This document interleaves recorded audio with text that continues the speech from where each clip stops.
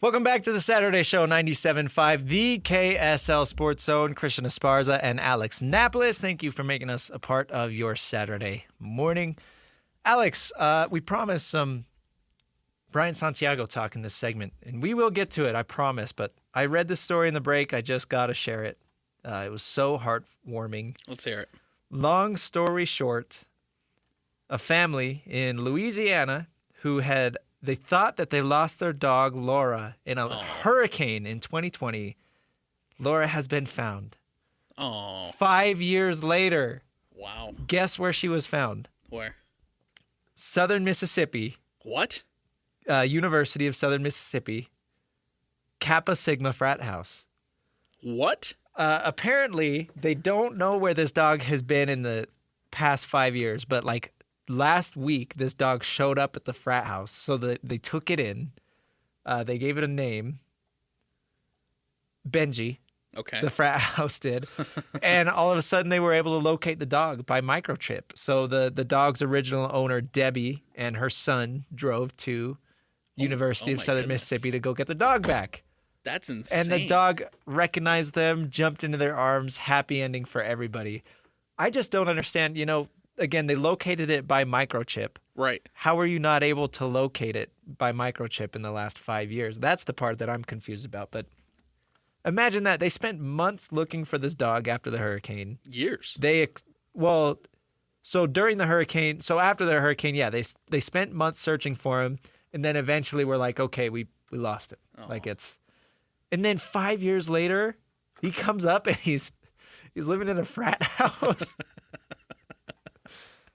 Oh, man, that's awesome. That's crazy. What has this dog been doing for the last 5 years? That's what I want to know. Yeah, and that's what I want to know, too, because how are you not able to find it with the microchip? But anyway, so that's awesome. Good story there. I'm glad it had a happy ending, though. Yeah. Glad they were able to get their dog back. Reunited. That's awesome. Let's get to Orlando. Again, Big 12 holding their annual spring meetings at Disney World, right? So lucky them. Lucky Mitch Harper, who got to go out there. And he had a very long conversation with new BYU athletic director Brian Santiago. The whole thing is posted on YouTube, on KSLSports.com, if you wish to visit that. It's a very long interview. It's like 30 minutes long. A lot of stuff in there, but we want to hit a couple of particular parts. We'll see if we have time to talk about everything. We'll play this first clip. It's like 5 minutes long, and then we'll talk about it next. So here's part of Mitch Harper with Brian Santiago. Yeah, the increased revenues and resources just allow you to, as I said earlier, to stay in the game, be in the game, and to chase greatness. It's very important to us that we stay nationally relevant. We've shown that we're nationally relevant across the board. We want to stay nationally relevant. We want to chase greatness. But the important part, Mitch, is we want to do it the right way, and we want to do it the BYU way. We're not going to shy away from the fact of who we are and our unique mission at BYU, and we're going to do things the BYU way. And that's tying in not only our chasing greatness on the field, on the court, wherever it may be, but really developing young men and young women of faith. The faith part of BYU is embedded in us, and we actually think it's our strength. And we are unique, but we want to do it in a way where we're great partners. We want to elevate the conference along with these other great institutions, but we're going to do it the BYU way, and these added resources give us the opportunity to really be nationally relevant.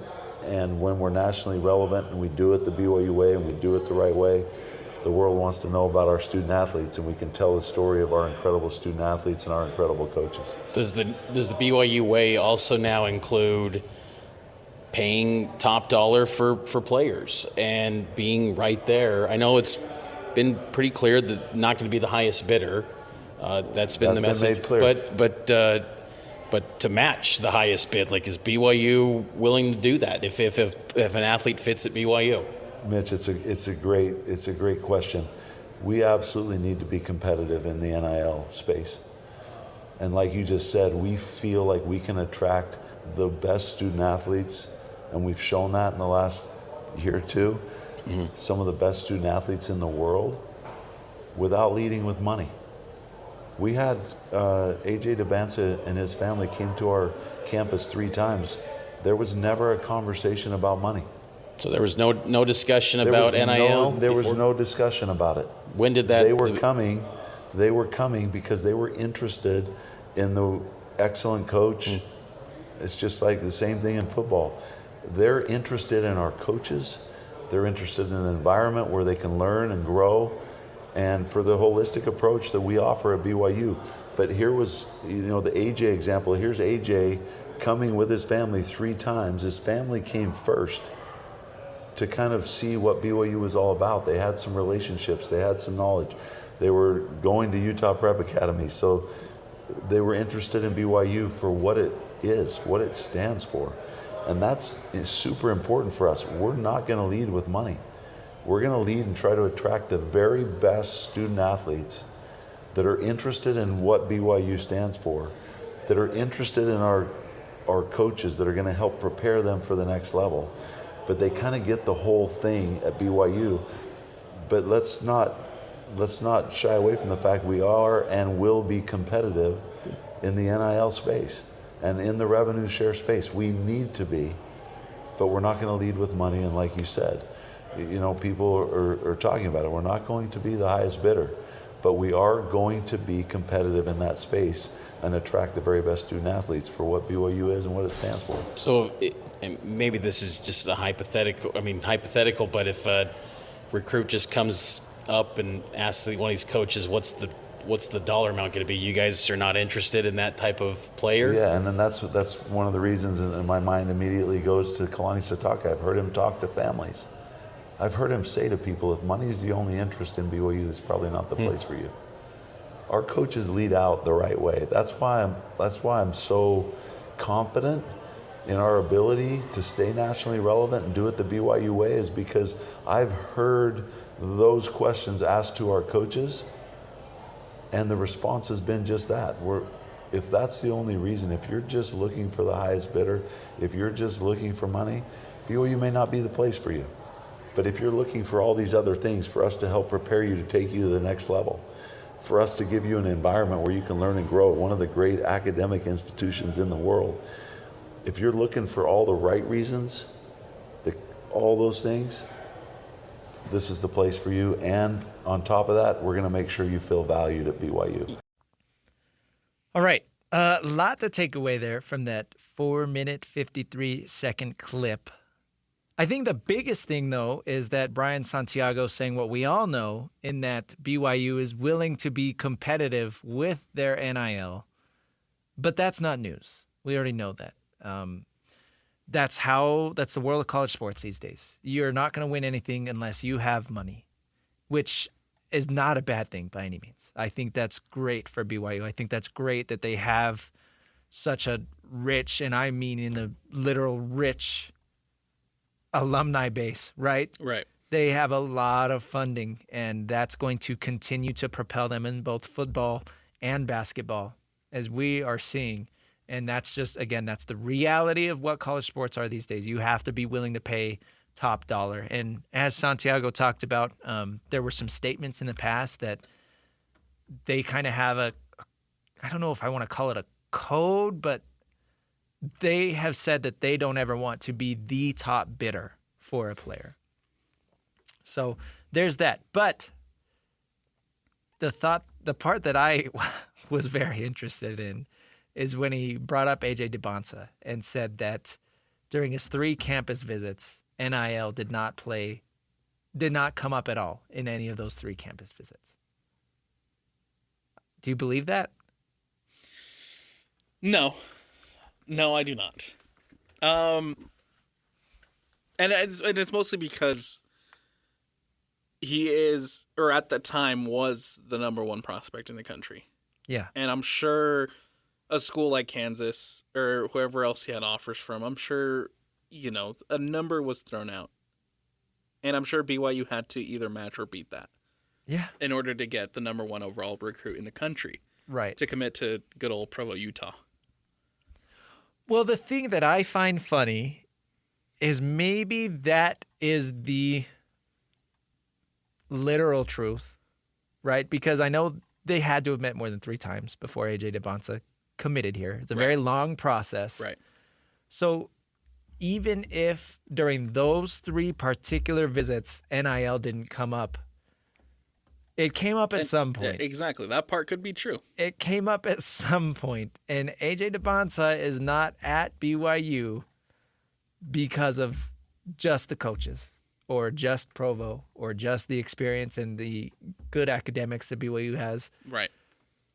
I would imagine, and I'm just speculating here, a large part of the reason he's at BYU is because they offered a lot of money. And that had to come up at some point. So I don't like the image of saying, yes, we're willing to be competitive in NIL, but hey, our coaches are the reason that we got AJ DeBonsa. I don't like that look. Just be straightforward. Say, yeah, we've got all of this money. We will pay you, and we will pay you, and we will pay you, and we will pay you. You get $1 million. You get exactly. $1 million. You get $4 million. You get $3 million. I don't think they have a reason really to hide behind it. And Right. I know that Kevin Young is a good or great coach. They just went to the Sweet 16 in his first year. I know that Kalani Sitake is a good coach, and there are players that want to come and play for him. I'm not going to dispute that, but it feels a little weird still in this day and age to say, oh, yeah, we've got all this money, but that's not the reason people are coming. Right. I don't think you have a reason really you don't have to be shameful about it. It's legal. Like everybody's paying money now. Well, and I mean, and to contrast it, you look at a program or a school like Georgia. Yeah. Where earlier in the week you had Kirby Smart straight up coming out and saying, "Look, yeah, we offered this guy $200,000 a month, Yeah. to commit to us." $200,000 a month. They're not. Kirby Smart isn't hiding behind it. Right. He's putting it out there, saying, "Hey, we got money. Come Right. to our school." Yeah, exactly. And I think BYU should embrace that. Embrace Why it. not? It's the world that we live in. It's the college athletic landscape that we're in now, where people can pay players and people can whip out their NIL and say, "Look, we can offer you X amount of money if you commit to us right now." Yeah. I feel like, look, I get it. I get why Brian Santiago says they're doing it for the coaches. They're doing it because they want to be a part of this program, yada, yada, yada. I get it. Because a lot of credit should be given to KY for the elevation we've seen BYU basketball take over the course of the last year. Yeah. A lot of credit should be given to Kalani Sitake. No one expected them to go 11 and, what was it, 11-3, 11-2? Whatever it was. Double-digit wins, yeah. Double-digit wins this season, right? No one expected that. So, yes, a lot of credit should be given to your coaches. I agree on that part. But at the same time, it might help in your recruiting stance if you can say, look, we have phenomenal coaches, and we can give you Right. $1 million. Well, and I do get that there's probably an aspect, right? New athletic director. Right. It's been less than a month, whatever, since he's been hired, right? So he's very new to the job. So I would imagine there's a sense of Brian Santiago wanting to fluff up the coaches a little bit and give them shout outs and give them credit. Exactly. And yes, you can do that, but there's a way to do that without saying that they are what matters and the NIL doesn't matter. Because that comes across as, again, hiding a little bit. Right. And a word I used earlier, being shameful. And again, I don't want to accuse them of that. That's just what it feels like from this perspective. I don't know what their true thoughts are, but yes, you can very easily say we have great coaches and a lot of money. And he did kind of say that is the thing. He did kind of, because he talked about willing to be competitive. And again, they have shown that. But I just think that it feels weird to say that, oh, NIL didn't come up in AJ DeBonsa's 3 campus visits. And they did talk about, some of the character of like, oh, when Kalani Sitake is meeting with a potential student athlete, and if the first thing that comes up is NIL, then they're not interested in that. And that's fine. That makes sense because that goes into the whole culture thing and what type of kids you're bringing in. But on the flip side, what if that's a really good kid that you just turned away just because he asked about money? And I get it. I get the way that comes off initially, but if that is the driving force in recruiting right now, if money is the biggest factor in a kid choosing where they're going to go to school, yeah, that's going to be one of the first questions asked. And I don't think that should be a turnoff either, at least immediately.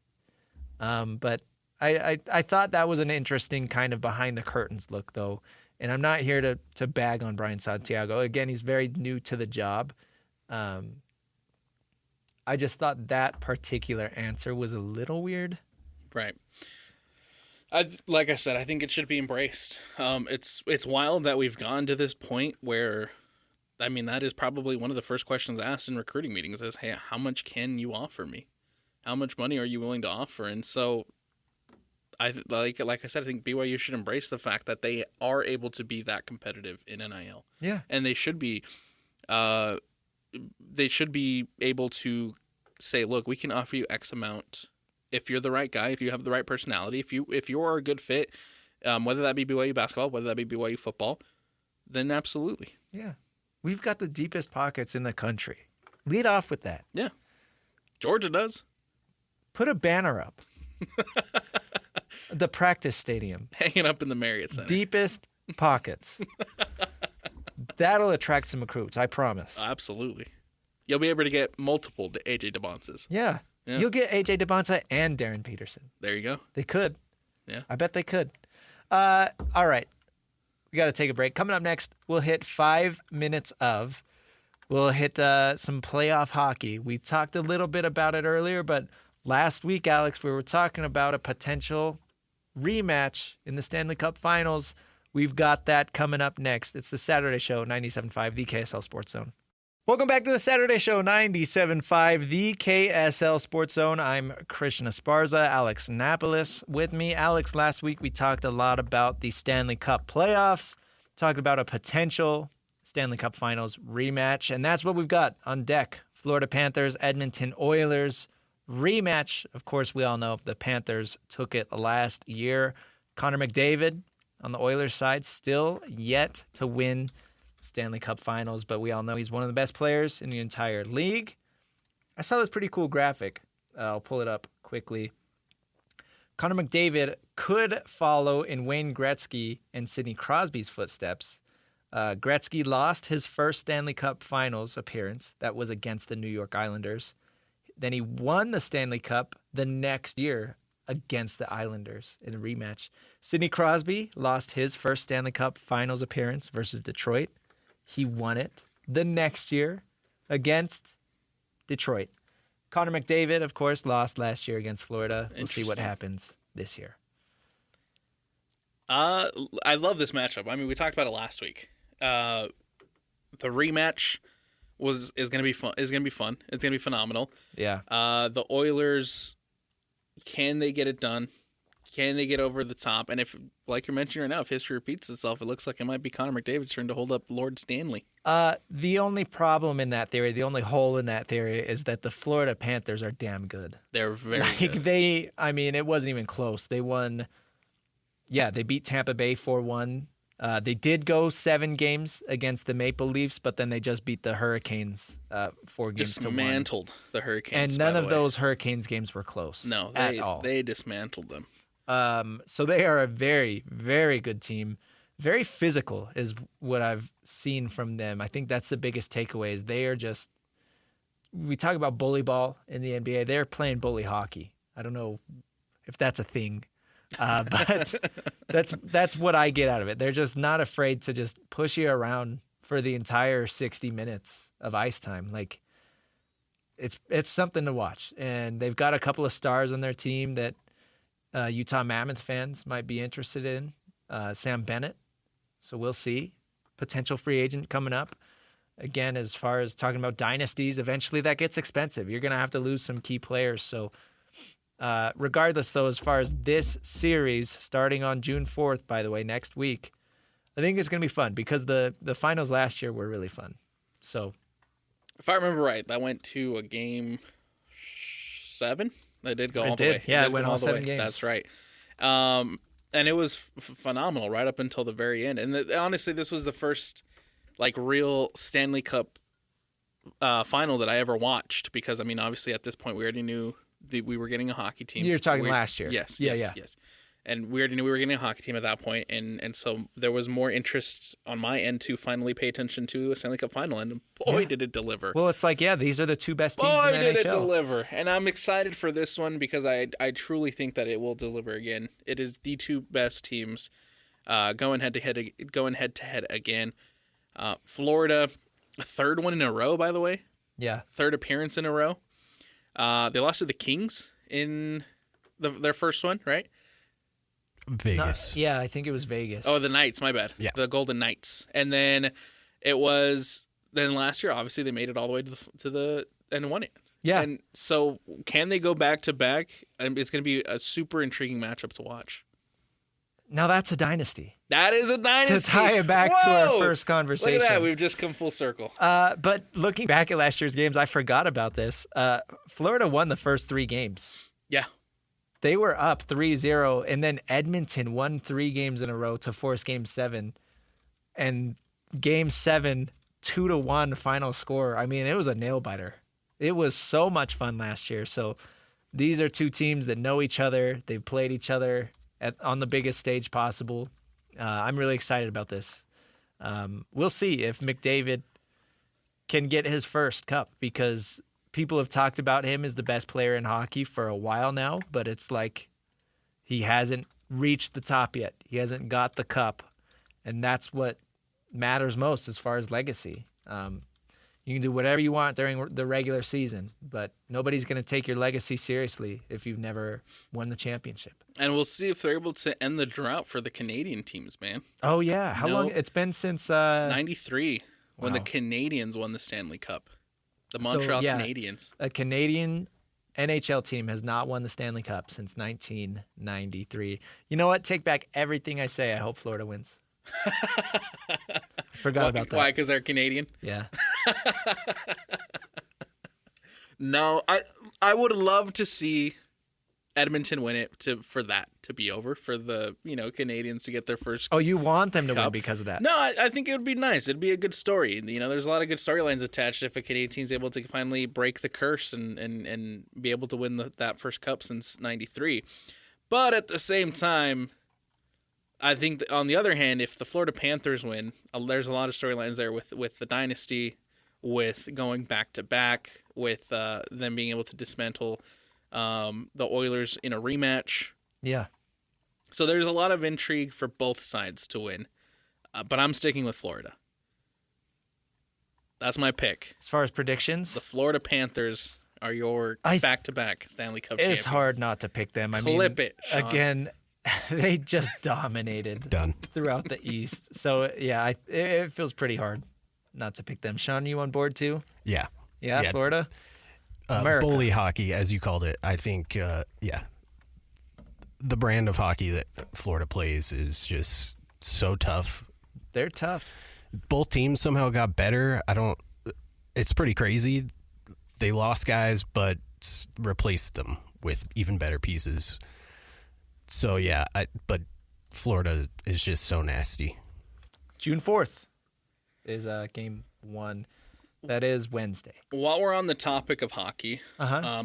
I stumbled across an interesting article this morning in regards to some free agents. Cool. That might potentially be coming available. There's been a lot of talk about potentially, the Utah Hockey Club making a swing at either a Sam Bennett or a Mitch Marner. And the Maple Leaf GM said that it's time to change the DNA of this team. It's time to change. Get Mitch Marner out of here. Yeah, pretty much. That's what he's saying. Pretty much is kind of what he's alluding to. And so now for Utah Hockey Club fans, or for Utah Mammoth fans, whoa! Slip up. Oh man, that's Dump gonna get some getting getting used to, man. For Utah Mammoth fans, keep an eye on what's going on at the Maple Leafs. It's a very interesting quote, I guess, dropped by the GM where he says it's time for DNA in this locker room to change. There's some DNA that needs to be changed in this locker room this offseason. And so, Mitch Marner, man. I think I'm out on Mitch Marner. Whoa! Really? I didn't watch a ton of him, but from a lot of the social media reaction I saw from Toronto after the Toronto Maple Leafs lost, a lot of people were talking about Mitch Marner as a guy who gives up and maybe doesn't play his hardest when they need it the most. And I don't know if that's true because, again, this is a Toronto Maple Leafs fan base that they were throwing their jerseys onto the ice when their team lost in the playoffs. Yeah. That's not cool. No. So maybe these guys are just psycho. But I don't know. I haven't heard the greatest things about Mitch Marner. Maybe you just need to change the scenery. He could, and I have seen some theories that, maybe it would be different if he goes to a team and he is the guy. Because right now he is not the guy in Toronto. He's second or third on the pecking order there. So, yeah, maybe you bring him into Utah and say, hey, dude, this is your team. Go out and lead us. Sergachev wasn't the guy in Tampa Bay, and I don't know if he had these sort of leadership issues while he was there, but he has come to Utah and really been embraced by the team, and he has embraced it himself. So I don't want to count that out for Mitch Marner as well. But I would be more interested in Sam Bennett, a name we already brought up. More so, if nothing else, give me the champion over the guy who hasn't won anything yet. That's true. That's a good way to look at it. Plus, I feel so he's a center as opposed to Mitch Marner being a wing. Mm-hmm. I feel as far as needs go, center is probably higher on Utah's list if they're wanting to make as big of a jump as possible right now. But Marner would be a fine consolation prize. Because who's to say, if Florida does win, there's a chance that they're oh yeah, we got to keep our guys here. There's a chance that they might bring back Sam Bennett. There's a chance he might not even hit the market. So. Yeah, and I'm not sure where they are as far as cap goes, contracts go, and what they're able to really do this offseason. But I feel at the same time, if Florida is able to go back to back and they win another Stanley Cup and they take down the Oilers, what's to say that Sam Bennett's hey, you know what? I've already won 2. Maybe it's time for me to have a change of scenery. And Sam Bennett decides, hey, Utah Mammoth is the place to be. You never know. Free agency, by the way, for the NHL starts July 1st, so just about a month away. The draft is first, so it's similar to the NBA in that fashion. The 2025 NHL draft is June 27th and 28th. And then, again, free agency opens just a couple of days later on July 1st.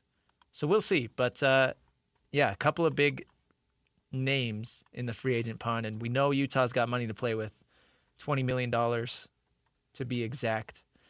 So that is more than enough money to bring in one of these guys, if that's what they want to do. Last year, we knew that they weren't looking to be uber aggressive yet. We knew that they were wanting to take another developmental year. They did make the big swing for Sergachev, and that worked great. He has been phenomenal. But yeah, they could be players this year. I think it's time, man. I think it's time to get over the rebuild. Yeah. And really start becoming... It's got to happen eventually. A contender. Again, if you bring in a Sam Bennett, then that conversation changes. And you are officially a star team in the West. You could be. I mean, you're definitely looked at as a playoff team. Yes, exactly. While we're on the Mammoth, real quick, some more news coming locally. Fanatics is assuming operations of the Utah Jazz and Utah Mammoth team store at the Delta Center. So that was a big change that comes yesterday, and I think that this is actually how most team stores are across sports franchises. I think it was pretty rare to have the team store operated by the team itself. But we know that Ryan Smith is good friends with, I believe his name is Michael Rubin, the owner of Fanatics. I know they have a very good relationship. So this doesn't come as a surprise at all, but it sounds like they're going to have some virtual checkout sort of stuff. Right. Make things easier, less waiting in lines, and more options right. as well. Well, So I've seen a lot of negative reaction to this Because it's on Fanatics. on social media. I've Right. seen a lot of negative reaction. I mean, we had a whole technical foul to Fanatics because they sent Saquon Wrong Barkley jerseys. Detroit Lion jerseys to, Yeah. to fans, you know. But from a more local perspective, and you know, talking more locally, like their Fanatics took over the Real Salt Lake team store last season, I want to Okay. say, and it didn't work out well for Real Salt Lake. A lot less options, a lot more dissatisfaction with the products and whatnot, and so I see why the negative reaction to that from hockey fans and from Jazz fans alike. Now that they'll be assuming the Delta Center team stores. And it's not just Fanatics brand that's going to be available. There will be options from brands like Nike, New Era, Mitchell & Ness, Windcraft. So it's not just Fanatics products that will be there, but I agree there has been some controversy in the past with Fanatics gear. But, you know, everybody makes mistakes. I don't know. We'll see how this goes. The team store will be closed June 2nd through the 8th as they kind of rebrand everything. But yeah, starting June 9th, you can go in and check out the new Fanatics team store. So we'll see how that goes. That'll be fun. See what sort of products. I actually checked out the team store the other day. It was pretty cool. They had a lot of gear. I didn't end up buying anything because, I don't know, I'm not a hat guy, and I don't know. I do don't need really wear hats, I do but- need to get me a hat. Yeah. Yeah.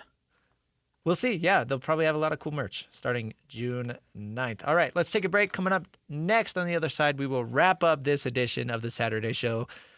97.5, the KSL Sports Zone. Welcome back to the Saturday Show, 97.5, the KSL Sports Zone. I'm Christian Esparza, Alex Napoles with me.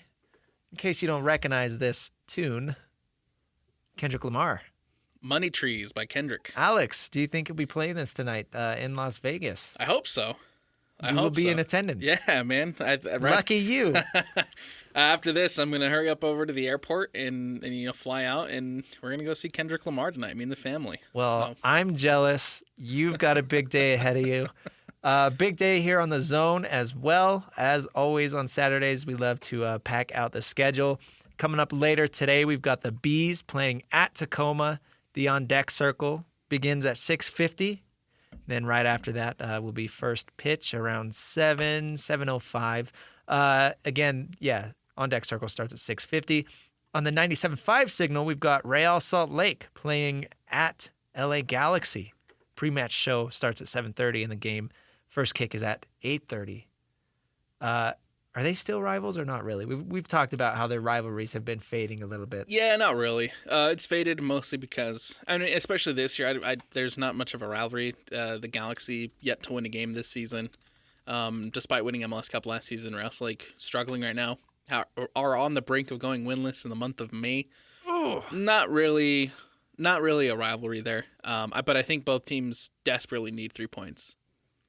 Real Salt Lake coming off a 1-1 draw against Austin Wednesday night. Up a goal in that one, and then in the 93rd minute, you allow the equalizer. And then that's after last Saturday's match when they scored 2 goals in the first 2 minutes, Right. or 4 minutes Yep. against Vancouver, and they still end up losing 3-2. Can't lose 2 goals lead to that home, man. So RSL really struggling with giving up goals late, and they're struggling to find the back of the net as well. I mean, they haven't scored more than 2 goals in over a month. The last time they did, they scored 3 goals against San Diego FC April 26th. So, but yeah, a lot of fun matches historically against LA Galaxy. Maybe we'll get a fun one tonight with 2 teams trying to get back on track. It would be very on brand for the Galaxy to get their first win against Real Salt Lake. Yeah, I think be. I think it's very on brand. we'll see. We'll see. All right. Again, if you have fun plans this weekend, be safe. Thanks for listening. We'll catch you next week. This is the Saturday Show, 97.5, the KSL Sports Zone.